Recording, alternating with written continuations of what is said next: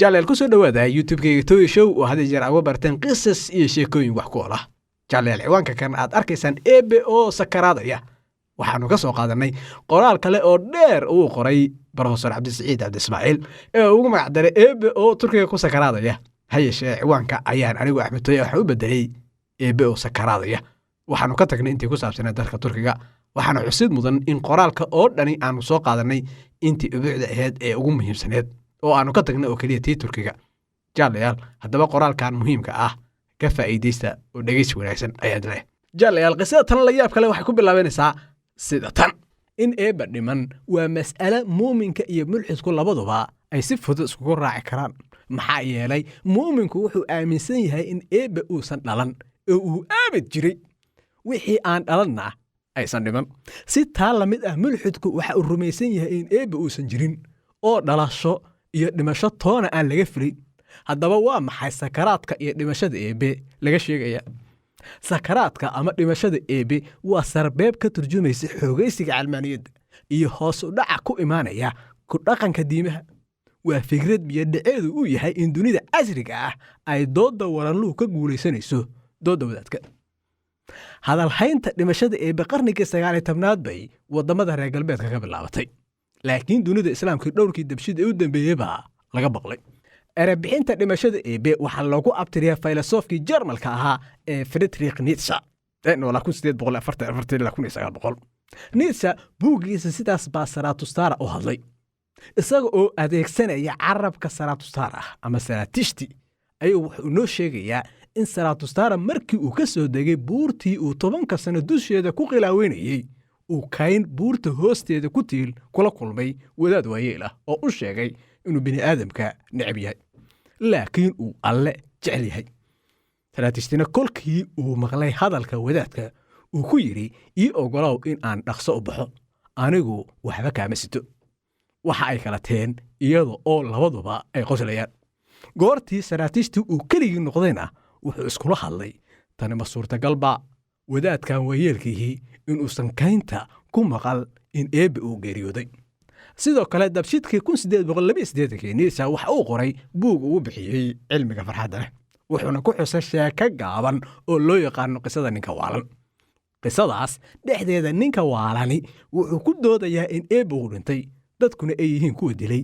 Nietzsche sheekadan waxa uu ku bilaabay sida tan: miyaad maqal ninkii waalnaa ee dharaarta cad inta Feynuus shitay suuqa tagay isaga oo ku qaylanaya ilaah baan baadi goobayaa ilaah baan raadinayaa. xilligaas suuqa waxaa dhoobnaa dad badan oo ilaah rumaysnayn oo aad ugu qoslay. Mid ka mid ah baa yiri oo miyuu luday. Mid kale ayaa isaguna yiri ma sidii ilmo caruur habuu wadada uga cabaday mise wuu dhuumanayaa miyuu naga cabsanayaa ma baduu ku socdaalay ma qaxay. sidaas bay qosol iyo qayl isugu jiibiyeen. ninkii waalnaa dadkii buu ku dhex booday indhaha ayuuna la wada raacay wuxuuna ku baroortay meeyay ilaah aniga ayaa idin sheegaya annaga ayaa dilay idinka iyo aniga annaga oo idil baa ah kuwa dilay laakiin sidee baan u dilnay. intaas kadib Nietzsche isaga oo adeegsanaya carabka ninka waalan ayuu isweydiinaya su'aalo waaweyn oo uu ku muujinayo miraha ka dhalanaya dhimashada Eebe. wuxuuna leeyahay sidee baanu badda u fuqsanay yaa nasiiyey isbuunyada aanu ku angajinay tan iyo ilku wareentayda maxaan samaynay markii aan dhulka iyo qorraxda xiriirka u kala jarnay xagee bay hadda u dhaqaaqaysaa xagee baan u dhaqaaqaynaa kor iyo hoos weli ma kala jirnaa miyaan waqtigu habeen joogta aan noqonayn miyaynaan u baahnayn in barqadii aanu Feynuus shidanno miyaynaan weli maqlayn sharqanta kuwa xabaash qodaya ee Eebe aasaya miyuusan weli noo soo urin qurunka meydka Eebe. ilaahyadu sidoo kale waa ay qurmaan ilaah waa dhintay ilaah waa meyd annaga ayaana dilnay. Nietzsche kuma faraxsanay dhimashada alle laakiin waxaa ku faraxsanay dadkii suuqa joogay oo waa iyaga kuwa geeridiisa ku qoslay. Nietzsche waxaa dhalay aabba wadaad ah oo kaniisad maamuli jiray isaga qudhiisa yaantiisii waxaa loo diyaariyay inuu wadaad noqdo waxaana loogu yeeri jiray naanaysta wadaad yare oo uu ku mutaysta sida quruxda badan oo Bible-ka u akhrin jiray. Nietzsche oo buugtiisa midkood Voltaire u hubeynayna wax loobaa inuu maqlay oraada Voltaire ee tiraahda Eebe xataa haddii uusan jirin waa in la ikhtiraco. sida awgeed Nietzsche si fiican buu dareensanaa xanuunka dhanka nafsadda ah ee ka dhalanaysa geerida Eebe. wuxuu ogaa in dadka badankood ay alle iyo diinta ka dhigtaan dhufays ay waalida uga dhuntaan. Nietzsche isaga oo ay maskaxdiisa ka guuxayso weydiinta ku saabsan sida dadku ay u noolaanayaan geerida alle kadib, welina isticmaalaya carabka ninka waalan, ayuu dadka u soo jeedinayaa fikrad ah maadaama annagu aan nahay kuwa ee bedelay, waxaanu lakaga fadhiyaa inaanu buuxinno kaalinta eebbe uu baneeyey oo aanu qabanno howlihii eebbe uu qaban jiray intii uu noolaa, sida in nolosha macno loo yeelo iyo in loogu noqdo kala garashada samaha iyo xumaha akhlaaqda. dad badan ayaa waxay la tahay haddii jiritaanka eebbe uu meesha ka baxo ee akhlaaqduna meesha ka baxayso. dadkaana waxay la tahay in eebbe uu yahay kan saxda iyo qaladka noo sheeg, isla markaana ka baqidda ushiisa cadaabta iyo jacaylka korootadiisa jannadu ay yihiin waxa dadka ku bixiya inay akhlaaq sooban yeeshaan. abwaankii Fyodor Dostoevsky oo Nietzsche uu ku sheegay inuu yahay nin uu wax ka bartayna waxaa laga hayaa inuu yidhi haddii eebbe dhinto wax walba waa la fasaxaa. If God is dead, then everything is permitted. Nietzsche isagoo doodaas maanka ku hayana wuxuu xusay sheekada lagu magacaabo hooskii Buuda. Nietzsche waxa uu yidhi kadib markii Buuda uu geeriyooday, hooskiisa ayaa weli 100 sano lagu arkayay godka, wuxuuna ahaa hoos weyn oo laga arkayo. eebbe waa dhintay, laakiin marka loo eego sida dadku ay wax u arkaan, weli kumanyaalka sano ee soo socda waxaa jiri kari doona godad hooskiisa laga arko. annagu weli waxaanu u baahannahay in aanu godadkaasi u duminno si lamid ah sida aanu alle u dilay oo kale. Nietzsche waxay la ahayd in aadamigu uu qaangaari doono oo uu noqon doono insaan kaamil ah oo dhammaystiran oo ka xorooba akhlaaqda addoonta ee ku dhisan cabsida iyo damaca. wuxuuna ku dooday in ruuxda aadanuhu si ay u xoroodo darteed ay marto 3 marxaladood oo uu kala bixiyey marxaladda ratiga, marxaladda libaaxa iyo marxaladda cunuga ilmaha. qofku si uu dhab ahaan ugu dhasho wuxuu u baahan yahay inuu ka gudbo marxaladda ratiga iyo midda libaaxa. ninka waalan wuxuu ku baraarugayaa inaan cidna soo dhoweyn soo jeedintiisa, balse lagu wada eegayo indha ay diidmaga muuqato. markaasna inta faynuusta iska xoro ayuu wuxuu iskugu jawaabayaa sida muuqata waan soo degdegay, weli wakhtigaygii lama gaarin. hadalkaas oo micnihiisu yahay inuu dadka uu leeyahay hadda ma aad ifahmaysaan waxa aan idin leeyahay, laakiin waxaa imaan doona wakhti aad garan doontaan waxa aan maanta idiin sheegayo. Nietzsche oo la sheego in labada walxood ee uu dunida ugu necbaa ay ahaayeen kiniisadda iyo khamrada, lagana hayo inuu yidhi kama helo cabidda khamrada 1 galaas oo khamro ah ama biir ahba maalintii igu filan inuu nolosheeda u rogo togelina. si kaftan dhabaala ah ayuu dadka Jarmalka wuxuu ugu oran jiray waxaad ifahmi doontaan kolka aad cabidda biirta iska yaraysaan. falaasafo badan waxa ay qabaan in Nietzsche uusan necbayn Ciise Masiix, laakiin uu necbaa kiniisadda iyo wadaadada ku adeegta. sida la wariyey, ninka waalan isla maalinkii wuxuu ku wareegay kiniisadaha isaga oo geerida alle ka tacsiyeynaya. kolkii kiniisadaha laga wada ceeriyena wuxuu ku qayliyey maxay yihiin kiniisadaha hadda jira haddii aysan ahayn qabuuraha iyo xabaasha alle.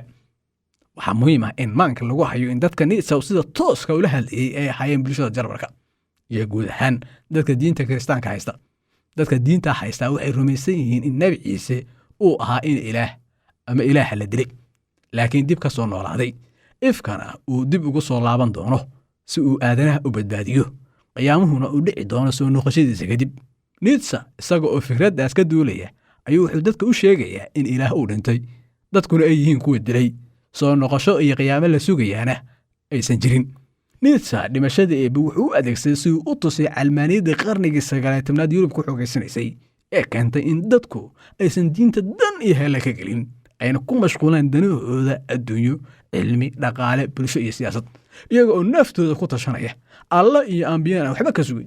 Nietzsche wuxuu kaloo cabirayaa dareenka argagax iyo baqdinta leh ee dad badani dareemaan marka ay maqlaan doodda sheegaysa in ilaah uu dhintay ama markii horeba uusan dhalan jirinba. dadka qaarkood waxay ku doodaan labada weerood ee maadada falsafada loogu hadalhaynta badan yahay ay kala yihiin weedha Kant ee tiraahda waan fakaraa sida dareedeed waan jiraa, I think therefore I am, iyo tan Nietzsche ee saadaalinaysa in eebbe uu xijaabtay. sida dhabta Nietzsche waxa uu ka qayb qaatay faafidda fikradda, laakiin erebixinta iyo fikradda midna isagu ma lahan oo dad badan baa ugu horreeyey. tusaale ahaan reer galbeedka qaarkood waxay rumaysan yihiin in qofkii ugu horreeyey ee laga maqlo in eebbe uu dhintay ay ahayd afadii wadaadkii Jarmalka ah ee Martin Luther ee noolaa 1483 ilaa 1546.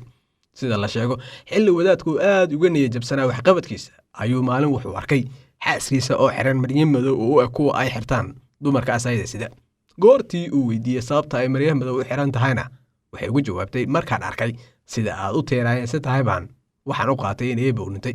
luuta oo fahmay ulajeeddada xaaskiisuna wuxuu go'aansaday inuusan quusan inta uu rumaysan yahay in eebba uu nool yahay. durbana wuxuu dib u bilaabay halgankiisii ku aadanaa dib u habaynta diinta masiixiga. sida loo badiyo Nietzsche fikradaha dhimashada eebbe wuxuu kala baxay dhigaalada 3 nin oo kala ah Charles Darwin ee noolaa 1809 ilaa 1882, filosofkii Jarmalka Hegel ee noolaa 1770 ilaa 1881, iyo abwaankii Ruushka ahaa Fyodor Dostoevsky ee noolaa 1820 ilaa 1881, oo Nietzsche uu ku tilmaamay inuu yahay saykolojista qura ah ee wax laga baran karo. tusaale ahaan Dostoevsky buuggiisa Shayaadiinta Dominus wuxuu ku leeyahay ilaah waa xanuunka geerida laga baqo, cid kasta oo ka adkaata xanuunka iyo cabsida iyada ayaa ilaah noqota. wadaadada diimaha oo dhan siiba kuwa yuhuudda, masiixiyada iyo islaamku waxay og yihiin in damaca iyo baqdintu ay yihiin diirarka tiimuhu ay ku taagan yihiin. haddii labadaas qodob la waayana ay meesha ka baxayso danaynta dadku ay diinta daneeyaan. baqdinta iyo damaca ayaa ah kuwa qofka alle iyo aadamiba u adoomiya. 8 bishii Abriil 1966 majallada caanka ah Time waxay daabacday maqaal lagu tilmaamay inuu yahay kan ugu caansan dhammaan maqaalada ay daabacday. wuxuuna ahaa maqaal ciwaankiisu qaab su'aala loo dhigay oo akhrisayaasha lagu weydiiyey su'aal oranaysa eebba ma dhintay. maqaalkaas oo dhaliyey dood muddo dheer socotay welina aan dhammaan waxaa lagu yiri eebba ma dhintay. su'aasha 3 eray ka koobani waa mid isku si u mihanaysa laba qolo: muuminiinta oo malaha si hoose uga baqaya in jawaabtu haa tahay, iyo mulxidiinta oo toonsan in jawaabtu maya noqon karto. fariimaha waaweyn ee maqaalku sida waxaa ka mid ahaa baahida loo qabo in dib loo qeexo macnaha la siinayo alle iyo saamaynta cilmiga iyo calmaaniyaddu ay ku yeelan karaan diimaha. John L. T. Olson oo ahaa saxaafigii maqaalka tifatirena waxaa laga sheegay inuu yidhi calmaaniyadda, sayniska iyo ku noolaanta magaalooyinka waaweyni dhammaantood qofka casrigan waxay u sahleen inuu isweydiiyo meesha eebba uu jiro, waana su'aal wadaadadu aysan u hayn jawaab xataa naftoodu ay ku qanci karto. siday ahaataba waxaa loo badinayaa inaan weli lahayn jawaab dhab ah oo laga bixiyo weydiinta maqaalka, waxaana lagu dooday in jawaabta ugu wanaagsan ee laga bixin karaa ay tahay in la yidhaahdo arrinku wuxuu ku xiran yahay waxa laga wado eebbe iyo dhimasho.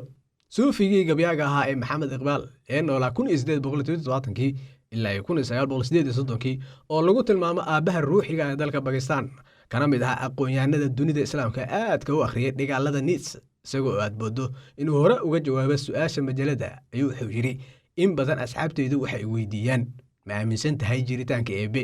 waxaan u malaynayaa inaan xaq u leeyahay inaan ogaado macnaha erayada loo adeegsaday su'aasha ka hor inta aanan ka jawaabin. saaxiibaday waa inay ii macneeyaan waxa ay ula jeedaan rumayn, jiritaan iyo eebbe, gaar ahaan labada dambe. waa haddii ay doonayaan in looga jawaabo weydiintooda. waxaan qirayaa inaanan fahmin erayadaas. mar kasta oon hubso is-idhaahdana waxaan ogaadaa in iyaguna aysan fahamsanayn erayadaas.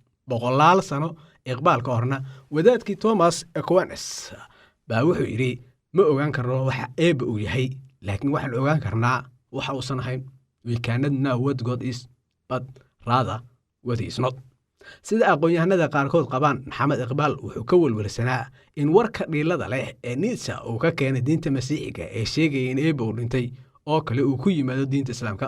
si taa looga gaashaantana Iqbaal wuxuu xal u arkay in diinta dib u habayn lagu sameeyo, waana arrinkaas midka uu dadaalka ugu badan ku bixiyey, kana qoray buugga lagu tilmaamay inuu yahay kan buugtiisa oo dhan ugu culus, waana buugga uu bixiyey dib u qaabaynta afkaarta diinta islaamka.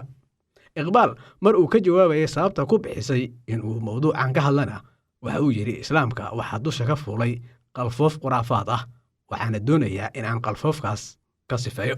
hadalkan waa inaan loo qaadan in Iqbaal uu ka duulay dooda Nietzsche oo qur ah, maxaa yeelay Iqbaal aad buu intaas uga mugweynaa.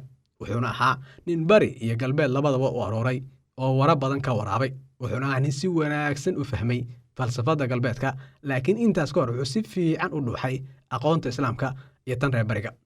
sida la caddeeyey, Iqbaal quraanka ayuu aad u akhrin jiray, wuxuuna lahaa laba haliyey oo ku weynaa oo kala ahaa Nabi Maxamed iyo suufigii Beershiyaanka ahaa ee Mawlaana Jalaaludiin Ruumi ee noolaa 1207 1273. Nabi Maxamed sallallahu alayhi wasallam waxa uu nabiga qura samada tagay isagoo oo weli nool kana soo noqday. ambiyada kale oo dhami samada waxa ay tageen markay ay dhinteen kadib. waxaa taa dheer in nabigu safarka uusan keli ku ahayn ee uu weheliyey faraskiisii baalasha lahaa. sidaa awgeed Nabi Maxamed wuxuu u ahaa nin samada iyo dhulka labadaba ka warhaya. islaamkuna ilaa heer wuxuu isku dayey in muslimku uusan adduun iyo aakhiro midna ku qadin. iqbaal oo xaqiiqdaas ku baraarugsanaana wuxuu yidhi masiixiyadu alla waxay ku qeexaan inuu yahay jacayl, islaamkuna eebbe wuxuu ku qeexay awood. maxamed iqbaal mar uu tilmaam ka bixiyey Nietzsche waxa uu yidhi maankiisu ma rumayn, laakiin waxaa rumeeyey qalbigiisa. waxaa xusid mudan in Nietzsche uu fikrad wanaagsan ka haystay islaamka. Nietzsche waxay la ahayd in islaamku uu ku guulaystay dhinacyada ay masiixiyadu ku fashilantay. tusaale ahaan wuxuu qabay in islaamku uu yahay diin maadada iyo nolosha adduunka aad u danaysa.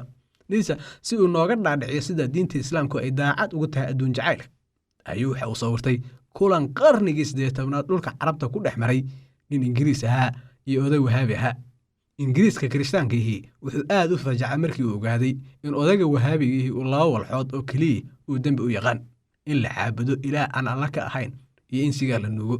ninkii Ingiriiska ahaa isaga oo yaaban buu odaygu wuxuu weydiiyey ka waran dilka iyo dhilaysiga. odaygiina wuxuu uga jawaabay eebe waa naxariis badane dembi dhaaf badan. Nietzsche waxyaabaha uu diinta masiixiga ku maagay waxaa ka mid ahaa sida ay adduunyada u liido, waayo wuxuu ogaa in aadamiga oo idil u riyaaqaan marka ay maqlaan Cumar Dhulle Allah u naxariista oo ku heesaya waa adi daraada waxa lay ambinayaa aan adduunka joogay ha igeynin aakhiro. waa kee ruuxa istiqyaarkiisa isagoo oo aan maanka laga xarin aakhiro ifka doorbidaya. waa dambe isla cilada Nietzsche oo ku dhaleelay masiixiyadda ayaa maxamed iqbaal wuxuu ku eedeeyey muslimiinta oo uu sheegay inay u dhaqmaan sida idaha. maxamed iqbaal gumaystihii reer Yurub ama muslimiintii hore ayuu wuxuu ku metelay inay yihiin shabeel. muslimiintii xilligiisii joogana wuxuu ku metelay lax. shabeelku wuxuu qabanayaa laxdu halkii ay isku dayi lahayd inay isbadbaadiso waxay ku mashquulaysaa inay shabeelka ku wacdido nimcooyinka faraha badan ee aakhiro jannada laga helayo.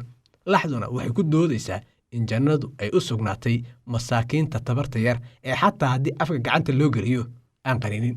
wacdigaas bay wadaysaa ilaa shabeelka uu ku sigto inuu rumaysto warkeeda. waa sheeko kullid ah midii Caras Ciise Kaarshe Allah u naxariistay uu ka xaladeeyey eewanka iyo waraaba. iqbaal wuxuu ku baraarugsanaa in aadanuhu uusan rooti la'aantiis noolaa karin, laakiin aysan habboonayn in rooti dartii loo noolaado. iqbaal muslimiinta iyo guud ahaan aadanaha wuxuu u sheegayaa in ruuxda iyo maadada labadaba loo baahan yahay, iyo in horumarka iyo ilbaxnimadu ay ka cortaan isdhexgalka wax kala amaashashada ummadaha kala duwan. guud ahaan haddii Nietzsche uu baahiyey baroordiiqda dhimashada eebe, iqbaal wuxuu isku taxallujiyey baahinta baaqa in eebe dib loo abuuro. haddii Nietzsche uu reer galbeedka u sheegay inuu soo degdegay, iqbaalna bariga wuxuu ku yidhi uma baahni dhagax maanta, waxaan ahay codka gabyaaga berri.